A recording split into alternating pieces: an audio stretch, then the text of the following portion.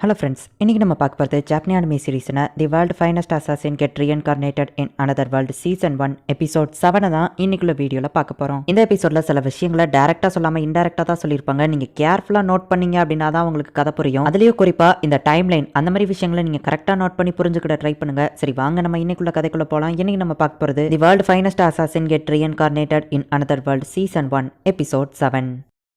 உடம்பு சரியில்லாத அந்த பாலாரோட பையனுக்கு நம்ம ஹீரோ சர்ஜரி பண்ணி காப்பாத்திருக்கான். ஆனா இந்த விஷயத்தை நீ யார்கிட்டயே வெளியே சொல்லிடாத, ஈவன் உங்க அம்மா கிட்ட கூட சொல்லாத அப்படின்னு நம்ம ஹீரோ சொல்றான். அந்த பையனும் சரி ஓகே அப்படின்னு சொல்றான். டூவாத்தடையோட நெக்ஸ்ட் ஹெட்டா நீ மாற போறதுல எந்த ஒரு ஆச்சரியமும் இல்ல, நீ உண்மையிலேயே திறமசலி, என் பையனை காப்பாத்தினதுக்கு தேங்க்ஸ் அப்படின்னு சொல்லி அவர் சொல்லவும், நீங்க எனக்கு தேங்க்ஸ்லாம் சொல்லணும்னு அவசியம் இல்லை, எப்படி இருந்தாலும் அவன் என்னோட தம்பி தானே அப்படின்னு நம்ம ஹீரோ சொல்றான். உங்க அப்பாவுக்கு நான் கடமைப்பட்டிருந்ததுனால தான் இல்லிக் பாலார் அப்படிங்கிற ஒரு ஃபேக்கான பையன் என் ஃபேமிலியில இருக்கிற மாதிரி நான் கிரியேட் பண்ணி வச்சிருந்தேன். இப்போ திரும்ப நான் உனக்கும் கடமைப்பட்டிருக்கேன், உனக்கு என்ன செய்ய போறேன்னு தெரியல அப்படின்னு சொல்லி அவர் சொல்லவும், எனக்கு தேவைப்படுற நேரம் நான் பாலிக்கில்லாரா இந்த இடத்துக்கு வந்துட்டு போக பெர்மிஷன் வேணும் அப்படின்னு நம்ம ஹீரோ சொல்றான். ஓ, உன்னோட அசாசினேஷன் பிளானுக்கு அதுவும் ஹெல்ப்ஃபுல்லா தான் இருக்கும் அப்படின்னு அவர் சொல்லிட்டு மாகாவை அடாப்ஷன் பண்ணதுக்கான டாக்குமெண்ட், இதுக்கப்புறம் அவனோட சிஸ்டர் அப்படின்னு சொல்லி அவர் அந்த டாக்குமெண்ட்டை கொடுக்குறாரு. இப்போ நம்ம ஹீரோ 6 மாசமா அந்த இடத்துல இருக்கான். இந்த கடை எப்படி இருக்கு அப்படின்னு கேட்கப்போ சூப்பரா இருக்கு அப்படின்னு நம்ம ஹீரோ சொல்றான். நம்ம பாலார் கம்பெனி இந்த இடத்துல ஒரு லிக்கர் ஷாப் வச்சிருந்தோம், ஆனா அது அந்த லெவலுக்கு பெருசா ஓடல. இப்போ நான் இந்த கடையை உன்கிட்ட ஒப்படைக்கிறேன், இதுல நீ புதுசா வேற ஏதாச்சும் ஒரு பிசினஸ் ஆரம்பி, இந்த கடையை உன்னால முன்னேற்ற முடியுங்கிறது எனக்கு தெரியும், உன் எனக்கு நம்பிக்கை இருக்கு அப்படின்னு சொல்லி அவர் சொல்றாரு. மாகா டாட் இவங்க 2 பேருமே நம்ம ஹீரோ கூட தான் இருக்காங்க. டாட் வந்து நம்ம ஹீரோக்கு பர்சனல் செக்ரட்டரியா இருக்கா. மாகா நம்ம ஹீரோவோட சிஸ்டரா அந்த இடத்துல இருக்கா. அப்பா எனக்கு புதுசா ஒரு கடை கொடுத்திருக்காரு, அதுல நான் ஒரு பிசினஸ் ஸ்டார்ட் பண்ண போறேன், அதுவும் லேடிஸ்க்கு சம்பந்தப்பட்ட காஸ்மெட்டிக்ஸ் விற்க போறேன் அப்படின்னு நம்ம ஹீரோ சொல்லவும், இந்த டவுன்ல ஆல்ரெடி ஃபேமஸான நிறைய காஸ்மெட்டிக் ஷாப் இருக்கு, அவங்க கூட போட்டி போட்டு நம்ம வர முடியுமா அப்படின்னு மாகா கேட்கறா. அதுக்கு தான் என்கிட்ட வேற ஒரு பிளான் இருக்கு, நான் டிஃபரெண்டான ஒரு ப்ராடக்ட்டை கிரியேட் பண்ண போறேன், அதுக்கு என்கிட்ட ஒரு பிளான் இருக்கு அப்படின்னு நம்ம ஹீரோ சொல்றான். அவங்க 2 பேருமே நம்ம ஹீரோக்கு சேர் அப் பண்றாங்க. எனக்கு இப்போ 13 வயசு ஆகுது, அந்த ஹீரோவை கொல்றதுக்கு எனக்கு இன்னும் 5 வருஷம் தான் டைம் இருக்கு, அதுக்குள்ள என்னால முடிஞ்ச லெவலுக்கு நான் ரொம்பவும் ஸ்ட்ராங் ஆகணும் அப்படின்னு நம்ம ஹீரோ மனசுக்குள்ள நினைக்கிறான். டாடும் மாகாவும் வந்து கதவை தட்டுறாங்க. அவங்களும் நம்ம ஹீரோ கூடவே பெட்ல படுத்து தூங்குறாங்க. இந்த 2 பேருக்குமே அப்பா அம்மா கிடையாது, இவங்களுக்கு நான் ஒருத்தன் தான் ஒரே ஹோப் அப்படின்னு நம்ம ஹீரோ மனசுக்குள்ள நினைக்கிறான். புது பிசினஸ் நல்லபடியா போகும்னு நான் நம்புறேன் அப்படின்னு சொல்லி மாகா சொல்லவும், நாங்க 2 பேருமே உங்களுக்கு ஹெல்ப் பண்ணுவோம் அப்படின்னு சொல்லி டாட் சொல்றா. நீங்க இல்லாம இவ்வளவு தூரத்துக்கு என்னால வளர்ந்துருக்க முடியாது அப்படின்னு நம்ம ஹீரோ அவங்கள பாராட்டிட்டு மனசுக்குள்ள எல்லாம் என் பிளான் படி தான் போயிட்டு இருக்கு அப்படின்னு நினைக்கிறான். கதை ரொம்பவும் பலபலன்னு போகுங்கிறதுனால நான் உங்களுக்கு ஷார்ட்டா எக்ஸ்பிளைன் பண்ண ட்ரை பண்றேன். அந்த பாலரோட ஒய்ஃப்க்கு கூட நம்ம ஹீரோ வந்துட்டு அசாசின் அப்படிங்கிறது தெரியாது, தன்னோட ஹஸ்பண்டோட செகண்ட் ஒய்ஃப் பையன் தான் நம்ம ஹீரோ அப்படின்னு சொல்லி அவ தப்பா நினைச்சிட்டு இருப்பா. அதனாலேயே அவளுக்கு நம்ம ஹீரோவை சுத்தமா பிடிக்காது. நம்ம ஹீரோ ஒரு அசாசின் ஃபேமிலியை சேர்ந்தவன் அப்படிங்கிறது அந்த ஓனருக்கு மட்டும் தான் தெரியும். அந்த இடத்துல இருக்கிற மத்தவங்களை பொறுத்த அளவுக்கு நம்ம ஹீரோ வந்துட்டு அவரோட செகண்ட் ஒய்ஃபோட பையன் தான். நம்ம ஹீரோ வந்து ஒரு காஸ்மெட்டிக் ஷாப் வைக்க போறேன் அப்படின்னு சொல்லி மாஸ்டரைசர் அப்படிங்கிற ஒன்னு ரெடி பண்ணி கொடுக்குறான். அது எப்படி இருக்குங்கிறத டெஸ்ட் பண்ணி பாக்குறதுக்காக தான் அந்த ஓனரோட ஒய்ஃபை கூப்பிட்டுருக்காங்க. காஸ்மெட்டிக்ஸ்ல இருக்கிற மேக்கப் உங்க ஸ்கின்னை டேமேஜ் பண்றதுக்கான வாய்ப்பு இருக்கு, இந்த மாஸ்டரைசர் உங்க ஸ்கின்னை ப்ரொடெக்ட் பண்ணும், அது போக நேச்சுரலாவே உங்க ஸ்கின்னுக்கு அழகு கொடுக்கும் அப்படின்னு நம்ம ஹீரோ சொல்றான். அந்த லேடியோ அதை யூஸ் பண்ணி பார்த்துட்டு இது ரொம்பவும் சூப்பரா இருக்கு அப்படின்னு சொல்றா. இதை பார்க்க ஆயில் மாதிரியோ தெரியல, இதை எப்படி கிரியேட் பண்ண அப்படின்னு சொல்லி அவர் கேட்கிறாரு. இதுக்கு மேல இப்ப நீங்க மேக்கப் ட்ரை பண்ணி பாருங்க அப்படின்னு நம்ம ஹீரோ சொல்றான். அந்த லேடியோ அதை போட்டு பார்த்துட்டு இதுக்கு முன்னாடி நான் இவ்வளவு அழகா எனக்கு தெரிஞ்சதே இல்லை அப்படின்னு சொல்லிட்டு ரொம்பவும் சந்தோஷமாகறா.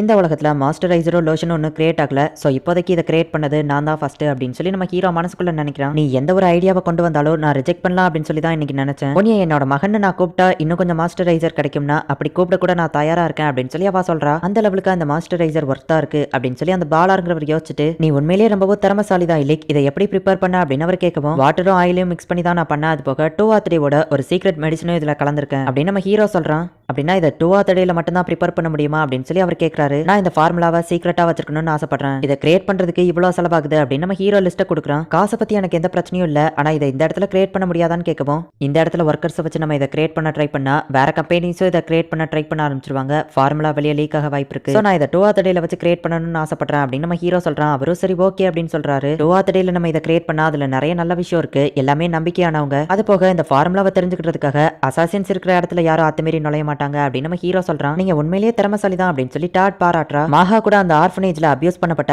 அந்த லேடிஸ் இப்ப நம்ம ஹீரோவோட அந்த ஷாப்ல வேலை பாக்குறாங்க. மாஸ்டரைசர் விற்கிற நம்ம ஹீரோவோட ஷாப் 6 மாசத்துல ரொம்பவும் டெவலப் ஆயிடுச்சு. மாகா தான் அதுல அசிஸ்டன்ட் மேனேஜரா ஒர்க் பண்றா. காஸ்மெட்டிக் ஷாப்ல நம்ம ஒர்க் பண்றோம், சோ நம்ம பார்க்க எப்பவும் அழகா இருக்கணும் அப்படின்னு சொல்லி மத்தவங்களுக்கு அவ மேக்கப்போ பண்ணி விடுறா. மாகாவோட ஃப்ரெண்ட்ஸ் நீங்க இதுல போட்டது உண்மையிலேயே எனக்கு சந்தோஷமா இருக்கு அப்படின்னு டாட் சொல்லவும், இதுல நான் எதுவுமே பண்ணல, மாகா தான் அந்த டெசிஷனை எடுத்தா. அழகான பொண்ணுங்க அந்த கடையில வேலை பார்த்தா தான் நல்லா இருக்கும், அது போக அவங்க எல்லாரும் அவளோட சின்ன வயசு ஃப்ரெண்ட்ஸ், மாகா எது சொன்னாலும் அவங்க கேட்பாங்க, சோ கடையும் நல்லா டெவலப் ஆயிடுச்சு, எல்லாமே என் பிளான் படி தான் போயிட்டு இருக்கு அப்படின்னு நம்ம ஹீரோ சொல்றான். இந்த ஃபார்முலாவை தெரிஞ்சுக்கிறதுக்காக கம்பெனிக்குள்ள சீக்ரெட்டா நிறைய ஸ்பை வந்துகிட்டே இருக்காங்க அப்படின்னு சொல்லி டாட் சொல்றா. மத்த கம்பெனிஸ் அதோட மட்டும் நிக்க மாட்டாங்க அப்படின்னு நம்ம ஹீரோ சொல்றான். நம்ம ஹீரோவோட மாய்ஸ்சரைசரை பக்கத்து நாட்டு கோயின் கூட யூஸ் பண்ணணும்னு ஆசைப்படுறாங்க, அந்த லெவலுக்கு அது ஃபேமஸா இருக்கு. நம்ம ஹீரோவோட வீட்டுக்குள்ள ஒரு ஸ்பை வாரான் அப்படிங்கறத நம்ம ஹீரோ நோட்டீஸ் பண்றான். அவன் என்ன கிட்னாப் பண்ணிட்டு போய் அந்த ஃபார்முலாவை தெரிஞ்சுக்கிட்ட தான் ட்ரை பண்ண போறான். ஆனா அப்படின்னு நம்ம ஹீரோ நினைக்கிறான். பார்த்தா டாட் நம்ம ஹீரோவோட ரூம்குள்ள வந்து அவன் எந்த இடத்துல இருப்பாங்கிறது தெரிஞ்சு கரெக்டா குத்திருந்தா. அவனை நான் பிடிச்சிட்டேன் அப்படின்னு சொல்லி மாகாவா அந்த இடத்துக்கு வாரா. பரவாயில்ல அவன் வந்ததை நீங்க கூட நோட்டீஸ் பண்ணீங்களா அப்படின்னு சொல்லி நம்ம ஹீரோ கேட்டுட்டு மாகாக்கோ டாடுக்கோ இப்ப பேஸ்மெண்ட்க்கு காஃபி எடுத்துட்டு போறான். இதெல்லாம் வச்சு பார்க்கும்போதே மாகாக்கும் நம்ம ஹீரோ அசாசின் டெக்னிக்ஸ் கத்து கொடுத்துருப்பான் அப்படிங்கிறது தெரியுது. உன்னை அனுப்புனது யாருன்னு சொன்னா உன்னை உயிரோட விடுறதுக்கான சான்ஸ் இருக்கு அப்படின்னு மாகா சொல்லவும், மிஸ்டர் லூக படிக்க வந்தவன உயிரோட விட சொல்றியா அப்படின்னு சொல்லி டாட் கேட்கவும், சரி அப்படின்னா நீ உண்மையை சொன்னா உன்னை வலிக்காம கொள்றோம் அப்படின்னு சொல்லி மாகா சொல்றா. இல்ல நம்ம வலிக்கிற மாதிரி தான் கொல்லணும் அப்படின்னு சொல்லி டாட் சொல்றா.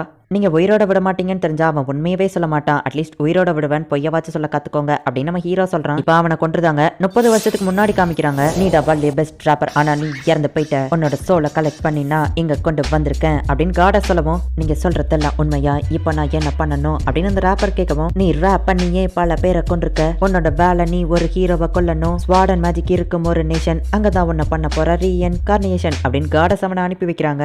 நம்பர் 423 30 வருஷத்துக்கு முன்னாடி ரீஎன்கார்னேஷன் பண்ண என்ன பண்ணான்னு பாப்பா அப்படின்னு சொல்லி காடஸ் பார்த்தா அவன் அந்த இடத்துல ஒரு டம்மி பீஸா இருக்கான். நெக்ஸ்ட் டைம் ஆச்சு நான் கரெக்டா செலக்ட் பண்ணணும் அப்படின்னு சொல்லி காடஸ் நினைக்கிறா. இப்போ நம்ம ஹீரோக்கு லஞ்ச் எல்லாம் அவங்க கொடுத்து அனுப்புறாங்க. சரி நான் நைட் வரேன் அப்படின்னு சொல்லிட்டு நம்ம ஹீரோ கிளம்புறான். ஒவ்வொரு மாசமும் இந்த நாள் வரும்போது மட்டும் அவர் கிளம்பிடுவாரு. அவர் இல்லாம நான் தனியா ஃபீல் பண்ணுவேன், நானும் தான் அப்படின்னு சொல்லி மாகாவும் டாடு சிரிச்சுக்கிட்டாங்க. ஆக்சுவலி நம்ம ஹீரோ ஒவ்வொரு மாசமும் எங்க போறான் அப்படின்னா டியாவை பாக்குறதுக்காக அவளோட வீட்டுக்கு போறான். உன்னை பார்த்தே ஒரு மாசம் ஆகுது டியா, எப்படி இருக்க அப்படின்னு நம்ம ஹீரோ கேட்டுட்டு, ஓஷனை கடந்து வரும்போது நான் இந்த பழத்தை உனக்காக பறிச்சுட்டு வந்தேன் அப்படின்னு நம்ம ஹீரோ சொல்றான். இப்போ அவளும் நம்ம ஹீரோவை உள்ள கூட்டிட்டு போயிட்டு நான் இந்த மாசம் புதுசா கத்துக்கிட்ட ஸ்பெல் அப்படின்னு சொல்லி அவனுக்கு எழுதி கொடுக்குறா. நம்ம ஹீரோ அதுல லைட்டா ஆல்ட்ரேஷன்ஸ் பண்ணிட்டு இப்போ ட்ரை பண்ணி பாரு அப்படின்னு சொல்றான். ரிவர்ஸ் கிராவிட்டிக்கு உண்டான மேஜிக் தான் அவ ட்ரை பண்ணிருக்கா. பரவாயில்ல இப்பெல்லாம் நீயும் ஏன் ஈக்குவலுக்கு வந்துட்டியே அப்படின்னு நம்ம ஹீரோ அவளை பாராட்டுறான். இப்போ டியாக்காக நம்ம ஹீரோ சாக்லேட் கொடுக்குறான். இது என்ன பிரவுன் கலர்ல இருக்கு அப்படின்னு சாப்பிட்டு பார்த்துட்டு ரொம்பவோ டேஸ்டா இருக்கு அப்படின்னு சொல்றா. என்னோட காஸ்மெட்டிக் ஷாப்ல நான் ஸ்வீட்ஸும் விற்கலான்னு இருக்கேன் அப்படின்னு நம்ம ஹீரோ சொல்றான். இப்போ அப்படியே ஒரு சாங்க போடுறாங்க.